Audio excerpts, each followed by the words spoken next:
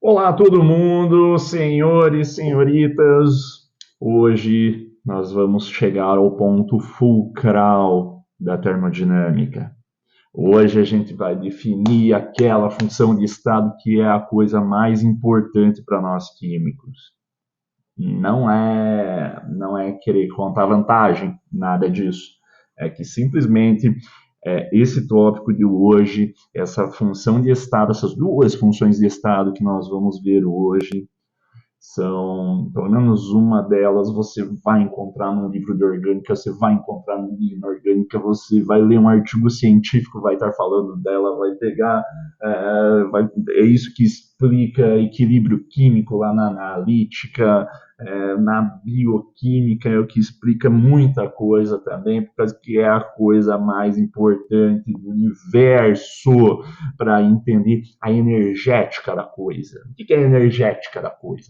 Poxa, você, meu aluno, minha aluna, sapiente, que da forma como eu sei que você já está se ligando aonde é que eu quero chegar, né? Porque você já estudou a primeira lei da termodinâmica, isso você não consegue nem abrir o olho cedo, já está lembrando da primeira lei da termodinâmica, né? Que a energia interna num sistema isolado é constante, né? Que as coisas tendem a minimizar a sua energia.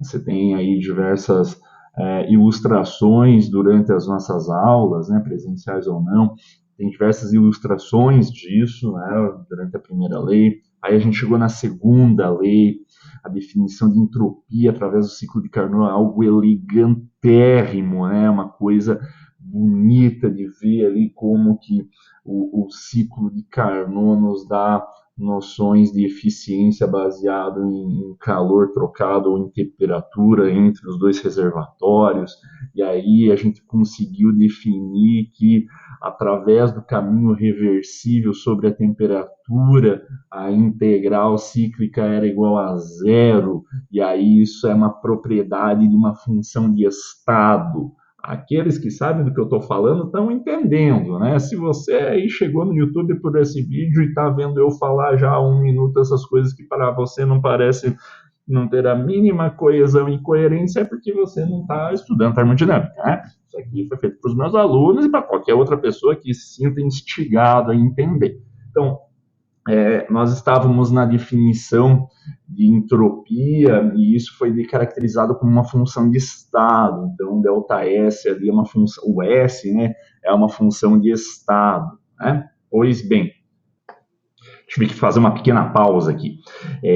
Aí, olha só, a gente chegou na definição de entropia, cara. A definição de entropia, ela tem uma peculiaridade em relação ao que a gente viu para a primeira lei, foi exato o ponto da última aula, que é a diferença da entropia do sistema e a entropia da vizinhança, tá bom?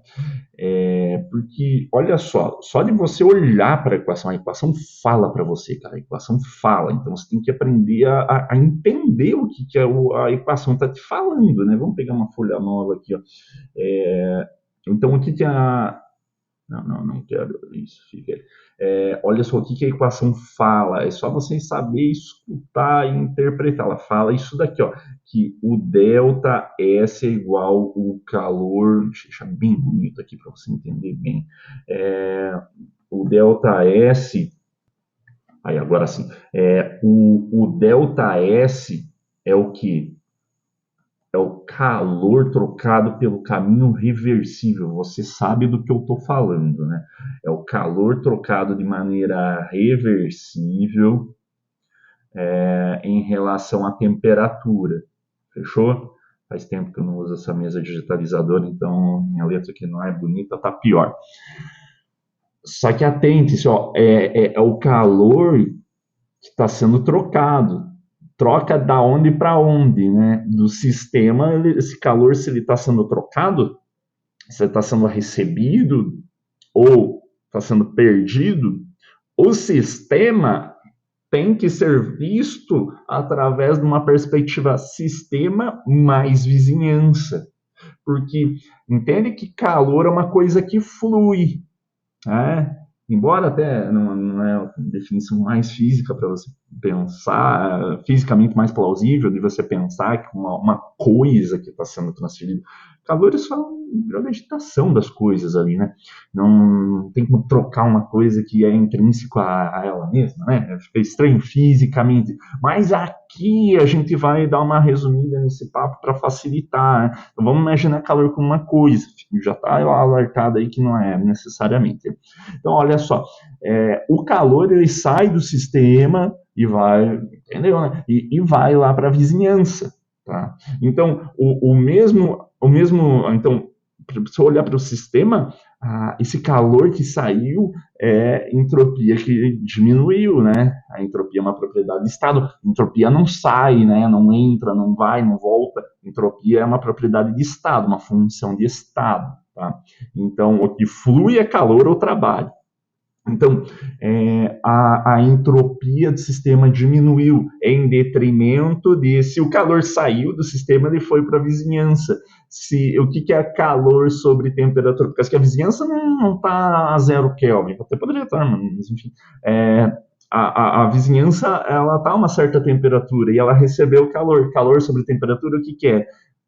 Entropia novamente. Então, a taxa de decréscimo ou acréscimo da entropia do sistema tem que estar relacionado também com a vizinhança. Só que aí é o jump cat, né? Aí é o pulo do gato. Eu te falei isso na última aula. O calor, imagine uma quantidade de calor constante, uma quantidade bem definida de calor que deixa o sistema e vai para a vizinhança, 100 kJ, sei lá, qualquer coisa assim, né? Entende que o sistema pode estar a uma temperatura diferente da vizinhança. Portanto, não é verdadeiro dizer que o que diminuiu o que teve de variação diminuiu não, pode aumentar também, mas o que teve de variação de entropia do sistema não necessariamente é a mesma coisa de variação de entropia da vizinhança. Por quê? Porque se é definido como calor sobre temperatura, sistema e vizinhança podem estar em diferentes temperaturas, tá? Então isso não é um mercado de soma zero, tá bom? Não é um mercado de soma zero. Assim como a economia não é, mas isso não é aula de economia, é aula de termodinâmica. Então, quando você tem uma variação da entropia do sistema, nas vizinhanças a variação da entropia pode ser distinta, somente se a temperatura for diferente, tá bom? E aí que vem um corolário da termodinâmica da segunda lei, tá? A entropia do universo tende a aumentar acompanhando um processo espontâneo, tá bom? Olha só o que é o universo, é o sistema mais a vizinhança. Então, a entropia do universo aumenta quando acompanha um processo que é espontâneo, tá bom? Então, toda vez que eu calcular essa variação de entropia do sistema, da vizinhança, somar isso, tiver um ΔS dessa soma dessas duas entropias, como dessas duas variações de entropia, como algo maior do que zero, eu estou vendo ali um processo espontâneo ocorrer. O critério de espontaneidade baseado pela segunda lei da termodinâmica é essa. Eu sei que talvez no início da papo sobre segunda lei de termodinâmica, eu falei só, o ΔS tem que aumentar, e aí ficava dando vários exemplos e tal. Então, aqui fica uma coisa que tem que ser levada em conta, né, que essa entropia, ela não é só do sistema, é do universo. Então tem que considerar o sistema e a vizinhança. Poxa, você sabe que químico não quer ficar lidando com muitas variáveis, né? Porque olha só, imagina que você tem que considerar sempre o sistema e a vizinhança. Fica meio zoado depois de um tempo. Fica meio, vou usar um termo mais decente aqui, né? Fica difícil, né? Fica, pô, olha para o sistema, olha para a vizinhança, onde que é a fronteira dessa vizinhança, como que é tudo. Não seria mais prático a gente só tentar olhar pela perspectiva do sistema? Fazer aí um arranjo algebricamente viável, aonde eu tirasse essa questão da vizinhança da minha equação aí, né? Ou da forma como eu penso termodinamicamente o meu sistema, e tentar vislumbrar como que seria o caminho ou o processo espontâneo somente em luz daquilo que acontece no sistema. Então, tem os caras que ficaram incomodados com essa questão aí, igual eu peticionei há um minuto atrás, né? De, pô, é chato, né? Sistema e vizinhança. Será que não dá para olhar só para o sistema? Tá? Então, tem duas formas de eu olhar só para o sistema. Tá? Um deles foi o Helmholtz, que desenvolveu, e outro o Gibbs. E aí vai vir duas novas funções de estado: a energia de Helmholtz e a energia de Gibbs. Bom, a energia de Helmholtz e a energia de Gibbs são duas novas funções de estado. Tá bom? A energia de Helmholtz, a letra que define é a letra A, de, como você sabe, alemão, né, de Arbeit, ou também conhecido antigamente como função trabalho. Então, essa função é uma função de estado. E aí Gibbs não, Gibbs é mais tranquilão, né? É G de Gibbs mesmo, né? Também uma energia, ou também energia de Gibbs, também uma função de estado. Então, duas letras maiúsculas aqui, duas funções de estado que, que fazem o que para nós, né? Fazem a coisa mais importante, que é conseguir caracterizar o caráter espontâneo de um processo baseado na visão única e exclusiva do sistema. Beleza? Mas por que tem duas? Né? Poxa, que não se acertaram aí, né? Vamos dar uma olhada. Então, esse que é o ponto da aula de hoje. Porque, meus senhores e minhas senhoritas, é agora que a aula vai começar, tá? É agora que a aula vai começar, é agora que é a coisa mais importante. Então vamos lá, agora que a aula vai começar. Eu vou falar aqui, ó, equilíbrio químico, tá? Depois eu mando esses slides para vocês, bem bonito, bem legal, né? E aí, né? O que vamos tirar de equilíbrio químico e como que a gente chega nessa situação aí que eu falei de caracterizar a espontaneidade de um processo químico ou físico baseado única e exclusivamente no sistema. Antes de a gente conseguir caracterizar essas duas funções de estado que eu havia comentado, nós precisamos dar uma olhadinha em uma coisa, deixa aqui, uma coisa não, né? Uma consideração feita por Rudolf Clausius. Minha sogra me chama de Clausius, ou Klaus, é meio legal, né? Então, o Rudolf Clausius, ele tem uma expressão que chama-se inequaldade ou iniqualdade de Clausius, ou Clausius, não sei como pronuncia corretamente, né? O Clausius era ele era contemporâneo aí, Gibbs, Helmholtz, Carnot, todos eles na termodinâmica eram contemporâneos, trabalharam junto em muitos aspectos da termodinâmica, e ele vai trazer uma coisinha bem tranquila para vocês entenderem. Bem tranquilo, quer ver? Ó? Então, uma das coisas que eu falei lá na primeira lei da termodinâmica, tá? Eu já vou mostrar o que é essa inequalidade.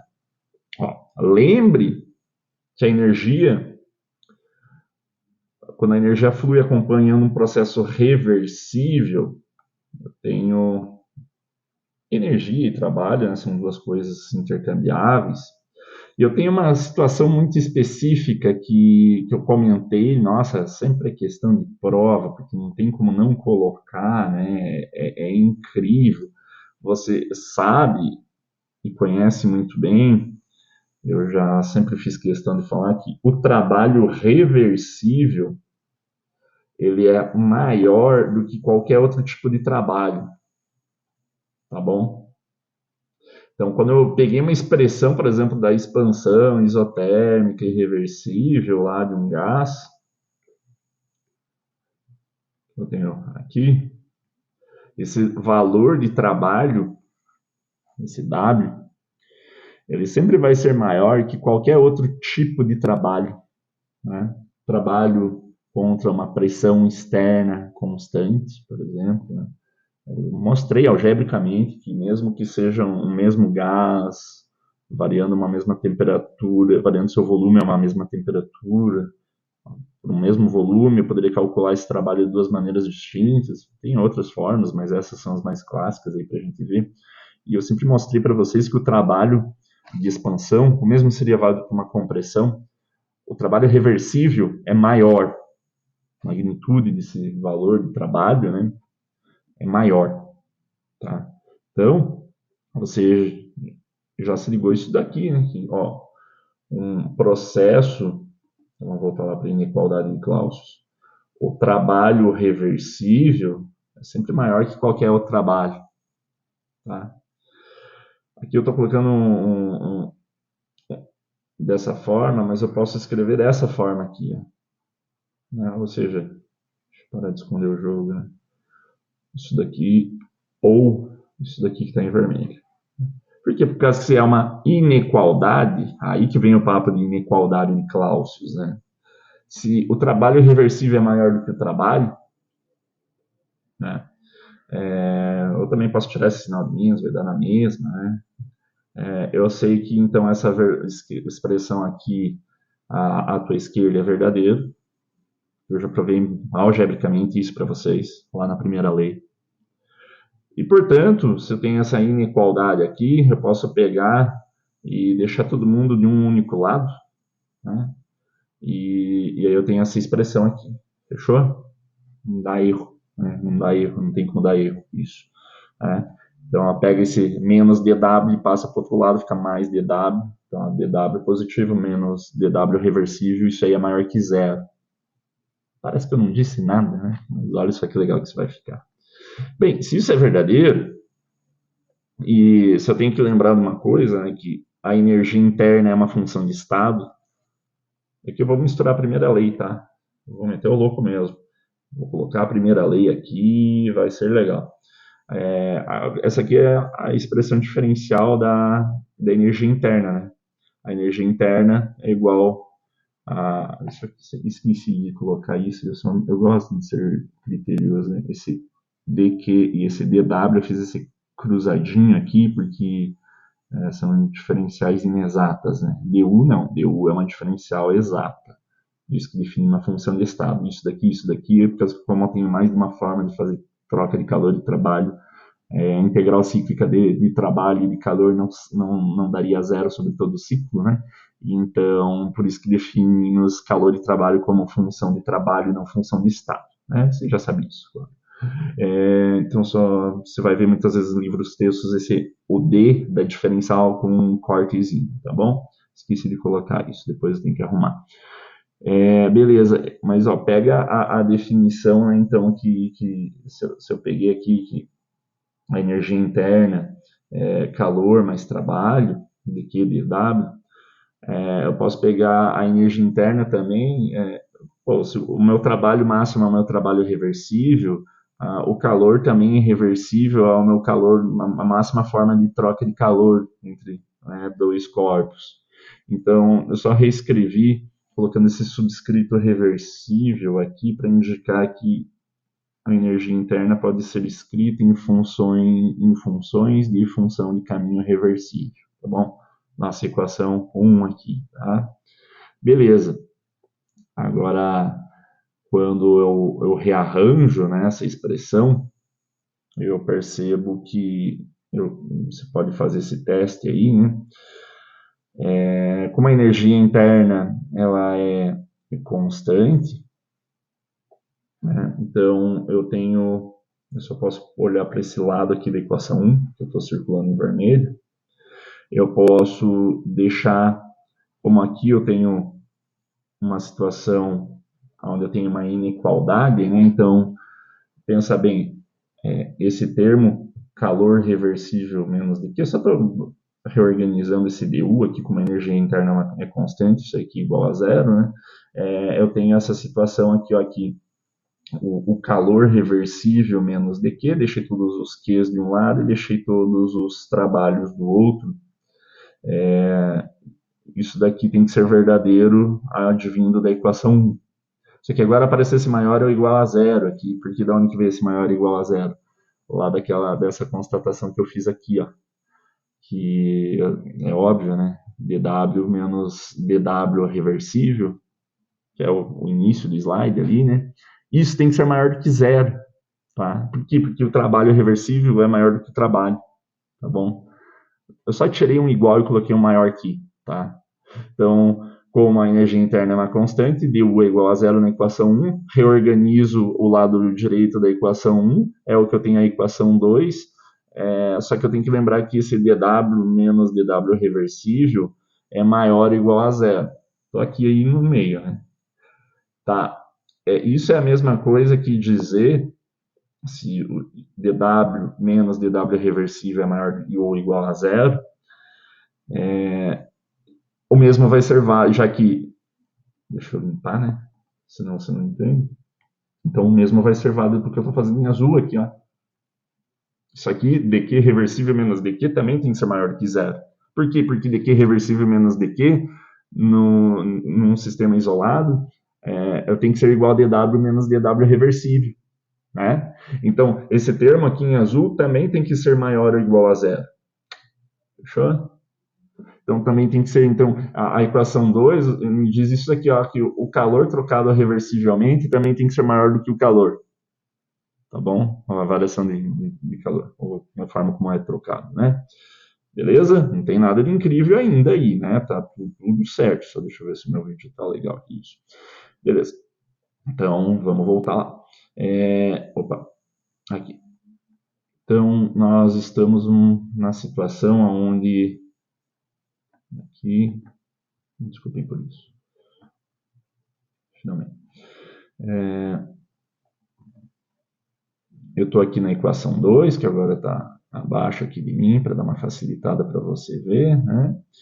Então, estou aqui na equação 2, só que lembra que se eu pegar essa equação 2, esse lado aqui, ó, essa equação aqui embaixo, e simplesmente dividir ela por fazer uma divisão simples, né? Pegar isso daqui e dividir tudo por t, é o que eu tenho aqui, ó, dq reversível sobre t é igual a dq sobre t, né?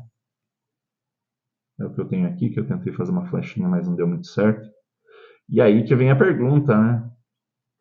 Aliás, pergunta não, mas se liga só. O que que é... Aliás, vou fazer a pergunta aqui, mas eu não sou bom em fazer stand-up, eu já entreguei ali a resposta, né? Mas vamos fazer de conta que você não viu o item de baixo. O que que é o calor reversível sobre uma mesma temperatura, né? O que que é a variação de calor reversivelmente trocado reversivelmente sobre a temperatura? Então, a entropia é definida como essa troca de calor pelo caminho reversível, né? Então, o lado esquerdo dessa inequalidade aqui, esse lado em azul, o que que é? ds, ou ΔS, quando for integrar, né? Então, isso aqui é a definição de entropia, fechou? Então, a entropia é o que eu tenho aqui, ó, a equação 3. Então, eu vou substituir isso que estava em azul, agora eu vou omitir aqui para não complicar muito, né? É o que? É a minha variação de entropia. Isso tem que ser maior ou igual que o calor trocado sobre outros caminhos a uma mesma temperatura. Tá? Então, ó, surgiu essa inequalidade aí. Tá? Por quê? Porque se o calor reversível é maior que o calor, se eu dividir tudo isso por uma temperatura, eu tenho que a variação da entropia é maior que a variação do calor a uma mesma temperatura, uma vez que esse calor não seja trocado de maneira reversível, porque inicia a definição de entropia. Né? Bem, se o sistema for isolado, sistema diabático ali, onde não há troca de calor, né? Se o sistema não permite troca de calor, dq igual a zero com a vizinhança. E aí, então, esse termo dq aqui vai a zero, então a variação da entropia tem que aumentar, tem que ser maior ou igual. Né? Então, justamente, ó, em um sistema isolado, a entropia não pode diminuir quando ocorre uma mudança espontânea, que é a própria definição de entropia. Só mostrei mais uma vez que isso é verdadeiro, que a entropia tem que sempre aumentar, tá bom? A entropia sempre tem que aumentar. Tatua isso aí no teu braço, né? Lembra disso. E a energia sempre tem que ser minimizada, tá? Agora vamos a ele, né? A energia de Helmholtz, né? O Helmholtz é o cara, né? Então, a energia de Helmholtz vem dessa seguinte situação. Deixa eu deixar bem grandão aqui. Aí ficou bonito. Deixa eu diminuir. Bem, considere um sistema em equilíbrio térmico com a sua vizinhança a uma dada temperatura, uma temperatura T. Né? Quando ocorre uma mudança do sistema, quando ocorre uma mudança no sistema, ou seja, uma reação química ou um processo físico, e há uma transferência de energia na forma de calor entre o sistema e a vizinhança, essa desigualdade de Clausius, que é aquela desigualdade que eu tinha mostrado ali, pode ser rearranjada dessa forma. ds menos dq sobre t maior ou igual a zero. Da onde que veio essa equação? Meu Deus do céu, veio daqui, ó, cara, veio daqui, ó. Tava aqui, ó, né? Deixa eu só limpar isso. Cadê minha borracha? Aqui. Aí, bonitinho. Apaguei tudo. Aqui. Então, daqui, ó, pega essa equação, pega essa equação ali e joga o dq sobre t para o lado esquerdo. Então, ó, ds menos dq sobre t tem que ser maior ou igual a zero. Fechou? Claro que fechou, entendeu, né? Beleza. Então, tranquilo. Então, essa aqui é a própria inequalidade de Clausius, tá? E é o que eu estava falando, né? Só acho que faltou falar. Essa é a inequalidade de Clausius, né? Que eu já provei algebricamente. Qualquer coisa, volta o vídeo ali, sim, entendeu? Dá uma vendo mais uma vez, tá? Então, eu rearranjei aqui ó, a equação 5, né? É a minha inequalidade, ou é a minha inequalidade de Clausius, né? Beleza. Olha só. Se não tiver nenhum tipo de realização de trabalho, né, esse W é igual a zero. E aí lembra da definição, porque não houve troca de calor e nem realização de trabalho. Delta U não é igual a Q mais W. Nota que se não tiver realização de trabalho, esse W vai a zero. Então, delta U é igual a Q. Então, pega a equação 5, pega o Q, o dQ, e substitui por o quê? Só deixar. Permita-me deixar de uma maneira decente, né? Aqui, ó, dq mais dw para deixar da forma diferencial, né? Então, esse dw vai a zero, tá uma bagunça. Então, esse dq da equação 5, eu posso substituir por du. Então, ó,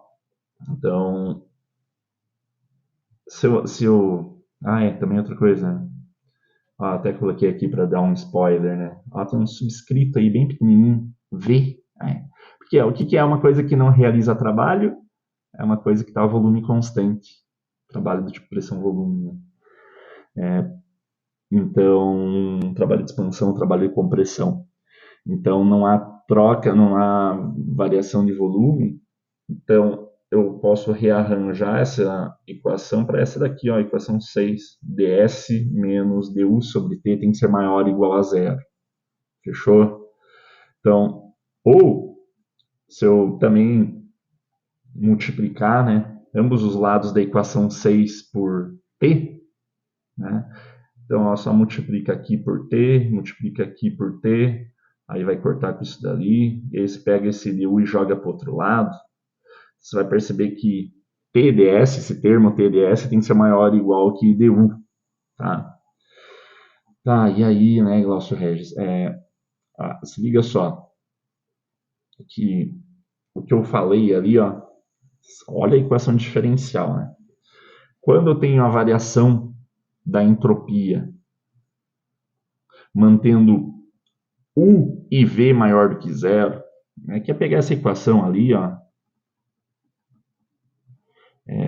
e fazer tanto a U como o V sendo maior do que zero, eu vou perceber ainda que eu vou ter o fato que o ds, a entropia, tem que aumentar.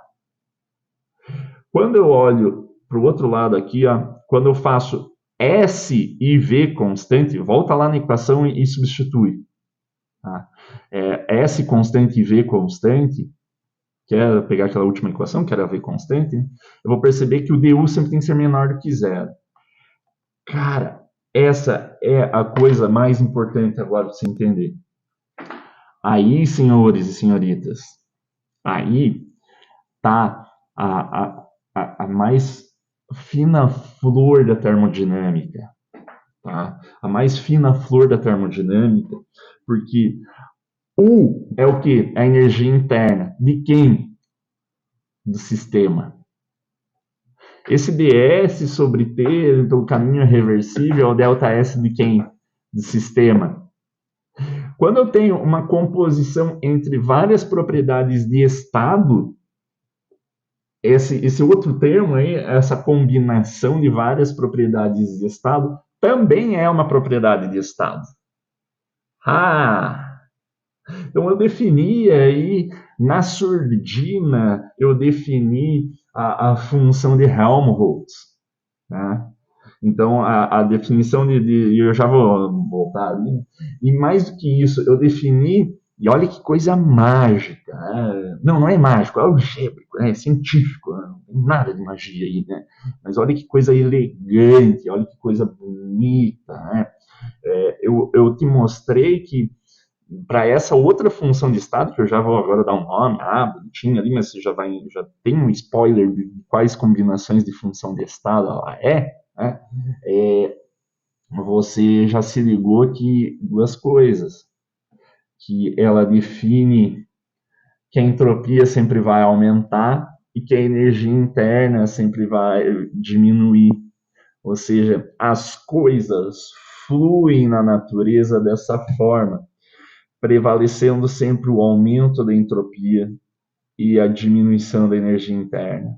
As coisas caem, os objetos caem, não tenho nada para poder jogar no chão aqui, não gostaria, mas tudo quebra, não, vai custar caro, não vou fazer isso. Mas as coisas caem porque elas vão de um valor de maior energia para um de menor energia. A energia interna tende a diminuir, a entropia tende a aumentar. E agora eu tenho uma única função de estado que tá essas duas coisas, tem primeira e segunda lei ali. Esse é o melhor dia da vida de vocês, com certeza. Olha que coisa linda, né? Maravilhoso, maravilhoso isso, maravilhoso. Deixa eu até ver se meu microfone está funcionando, porque assim, é óbvio que eu quero falar isso de uma maneira muito clara e objetiva para vocês. Essa é a coisa mais linda do mundo, né? Beleza. Então, vamos dar mais uma ideia aqui, né? Então, a entropia sempre aumenta, a energia interna sempre diminui. E aí, o que significa, qual que é o significado físico disso, né? Dessas duas constantes. Eu acho que eu fiquei tão animado que eu acabei de colocar aqui, né? Isso aqui agora eu vou me passar batido no slide, por causa que o meu stand-up aqui contemplou tudo isso aí, né? Mas indica exatamente isso, tá? O aumento da entropia e a diminuição da energia interna, também depois dá uma conferida lá. Então, ou seja, quando eu cheguei aqui, só quero voltar à expressão, né, em si, né, ds menos du sobre t, ou tds maior ou igual do que du, essa equação 6 ou a equação 7, agora vem para cá agora. A equação 6 ou a equação 7, só rearranjei e mudei aqui, tá, mas só para ficar mais bonitinho, ó, du menos tds é menor ou igual que zero. Só rearranjei aqueles termos, tá? Rearranja aí que você também vai chegar nessa equação. Ah, não, mas não estava virado para lá, o maior aqui, agora está para cá. É que eu só reorganizei, tá? Faz aí que você vai também chegar nessa mesma equação aqui, ó. E você já está sabendo, né, que du menos tds, já que é tudo função de estado, eu posso simplesmente fazer uma composição dessas funções e essa nova composição também será função de estado, tá bom? Também é função de estado, que é o que eu vou chamar de energia de Helmholtz, tá? E a letra é a letra A, né? Assim como U é energia interna, S é entropia, né? A letra A é energia de Helmholtz, fechou? Então, A é definido como U menos TS, né? Então, de uma certa forma, né, para toda mudança, Então, A igual, então, todo esse termo aqui, ó, A menos TS é igual, desculpa, U menos TDS é igual à letra A, que é definido aqui pela equação 9, que na maneira diferencial, né, aqui, que na maneira diferencial que eu tenho como a equação 10, né, então, dA igual du menos TDS, fechou? Então, pronto, defini a função de Helmholtz, ou também energia de Helmholtz, tá? Tem mais umas definições, mas eu vou passar algumas justificativas para vocês lerem, tá? Para vocês lerem. E aí eu não preciso ficar explicando, e até a aula fica mais dinâmica, fica legalzinho, né? Então, lembra lá que o grande barato da energia de Helmholtz é fazer com que o volume fosse constante, então não haveria troca, não haveria execução de trabalho, né? Ou nem trabalho seria executado sobre o sistema. Por isso o dW foi a zero, então a volume constante. E se eu pegar a pressão constante? Porque você, meu amigo, minha amiga, meus alunos, minhas alunas, vocês muito dificilmente vão estar trabalhando com sistemas a volume constante. É muito mais prático, ó, no copo com água aqui, tá a pressão constante, né? Beleza? Um becker no laboratório, tubo de ensaio, tudo isso está a pressão constante. Então, eu não quero uma função de estado que... Claro que eu quero, é importante entender algo a volume constante, mas a pressão constante é muito relevante. Né? O Gibbs foi o cara que pegou essa inigualdade de Clausius e trabalhou nela para fazer uma nova função de estado, a pressão constante. Né? Então, beleza. Ó, o que temos aqui? Ó. Vou pegar bem bonito aqui para você entender tudo. Você vai adorar, você está adorando essa aula, não tem dúvidas. Eu queria ter assistido essa aula quando estava na graduação, magnífico. Ó. Quando a energia é transferida como calor a pressão constante, e não há trabalho do que o trabalho de expansão, né? Porque isso aí aqui eu estou fazendo um trabalho que seja o trabalho de expansão. Então, eu posso fazer esse calor, né? O que é o que é a troca de calor a pressão constante? É a definição de entalpia, né? dQ a P constante. É o meu DH. E aí, você pode fazer aí com calma, tá? Pega lá a inequalidade de Clausius, insere a primeira lei lá de U igual a dQ mais dW, e lembra dessa situação aí que o sistema não precisa realmente realizar trabalho de expansão, e eu seto a pressão como constante, e aí eu vou ter a definição de entalpia sendo inserida, né? Por quê? Porque é fácil de fazer isso. Eu vou colocar aqui para você vai testar lá. O que é a definição de entalpia? H é igual a U mais PV, né? Ou dH igual a DU mais dPV. Que aí tem que cuidar lá que é PDV menos VDP, né? Que é esse dPV. Mas enfim, se colocando aqui só a primeira equação ali, você já vai conseguir chegar no que nós temos aqui na equação 11, aqui ó, pelos mesmos argumentos, tá? Não vou fazer o passo a passo porque você já se ligou, ou dá uma lidinha ali, raciocina também, você vai ser bem legal. E aí você consegue se ligar que o que nós temos aqui é mais uma vez o fato de que essa variação da entropia multiplicada pela temperatura tem que ser maior ou igual que a variação da entalpia do sistema. Também eu tenho entropia aumentando, quando eu tenho um processo a uma mesma entalpia e pressão, a entropia tem que aumentar, segundo a segunda lei, aqui está sendo verdadeiro, e a entalpia está diminuindo, né? Que lembra lá até da primeira lei, né? Que chega um momento que eu falo, mas por que algumas reações endotérmicas são espontâneas, né? Exotérmico é muito fácil encontrar reações exotérmicas espontâneas. São exotérmicos, ou seja, que tem um ΔH menor do que zero, né? Então, ó, novamente, segunda lei e primeira lei sendo contempladas numa mesma uma mesma combinação de propriedades de estado. Aqui vem um pequeno texto que eu quero que vocês deem uma olhada ali, que é análogo ao que eu tinha feito para o outro, que eu só não quero estender muito essa aula aqui, senão vocês dormem aí, né? Mas também tem aqui algumas considerações que eu falo, que é análogo àquilo, só que agora em relação à entropia e à entalpia, tá? E o que é mais importante, é claro, né? Aqui, ó, a própria definição da energia de Gibbs. O que é a definição da energia de Gibbs?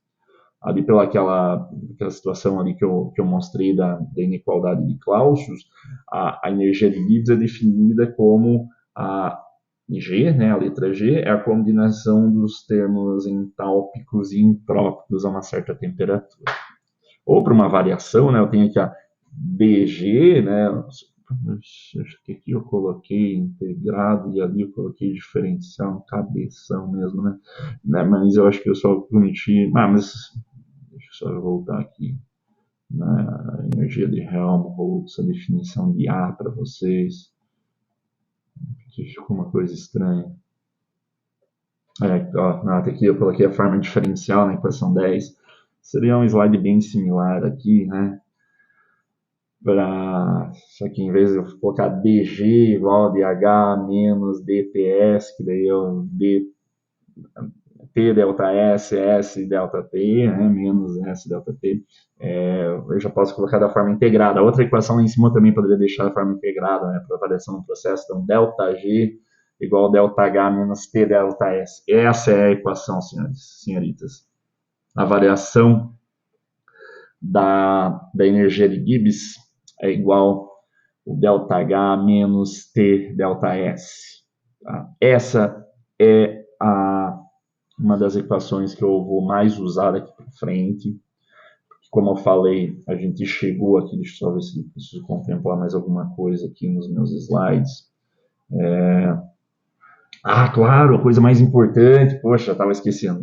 Então tá, eu só quero omitir aqui minha cabeça um tempo aqui. Ó. Então, ó, definir a energia de Gibbs, né, definir a energia de Gibbs, ela é então essa composição entre entalpia e entropia, beleza? Assim como a energia de Helmholtz. Só que o grande lance é, energia de Gibbs e energia de Helmholtz são duas visões pela perspectiva do sistema e só do sistema. Chega de falar da vizinhança. Tá? Importante. Tanto a energia de Gibbs quanto a energia de Helmholtz, elas têm que seguir aqui o que eu tenho na equação 15 ali embaixo. Tá? Só vou ter um caráter espontâneo, já que ds sempre tem que ser maior do que zero, e dg e dh, du e dh sempre tem que ser menor do que zero. Eu vou perceber que para qualquer processo que for espontâneo, já que ds tem que ser maior que zero, e du e dh tem que ser menor do que zero, tanto isso daqui quanto isso daqui é plenamente válido para um processo espontâneo. Ou seja, para uma reação química ou processo físico, a energia de Helmholtz tem que diminuir no sentido do processo espontâneo. Tem que ser menor ou igual a zero. Toda vez que eu tiver um processo químico ou físico acontecendo, a energia de Helmholtz tem que diminuir. Se for espontâneo, ela diminuirá. Tá? Ou se eu calcular e perceber que tal processo teria uma diminuição, ele vai acontecer de maneira espontânea. Análogo para a energia de Gibbs. Então, só que note que a energia de Helmholtz, por definição, ela tem temperatura e volume constante. Só que no Becker, a volume não quero constante, eu quero a pressão constante. Então, por isso tem uma outra função de estado, dG, a energia de Gibbs, que é aplicável para quando o processo é a temperatura ou a pressão constante. Tá? Então, por isso que essa daqui você vai ver muito. Tá? Essa aqui ainda vai ter exercício, próxima aula e tal, vou comentar mais algumas coisinhas sobre ela. Mas as duas perceberam que tem o mesmo caráter funcional, elas diminuem, ou são no mínimo iguais a zero. O zero, o que é o zero? O zero é o equilíbrio, tá bom? Quando eu tenho um processo que encontra-se com dA ou dG igual a zero tem um pleno equilíbrio. Nem o sentido direto, nem o sentido inverso vão ser prevalecidos. Eles chegaram num equilíbrio dinâmico ali. Tá? Quando dA e dG forem menores do que zero, eu tenho um processo que vai acontecer de maneira espontânea. Eu vou falar mais sobre isso. E quando dA e dG é maior do que zero, faço o cálculo ali e percebo, poxa, essas duas moléculas aqui reagindo para formar produtos vão gerar um dA ou um dG maior do que zero, eu consigo já predizer que essas moléculas nunca vão reagir.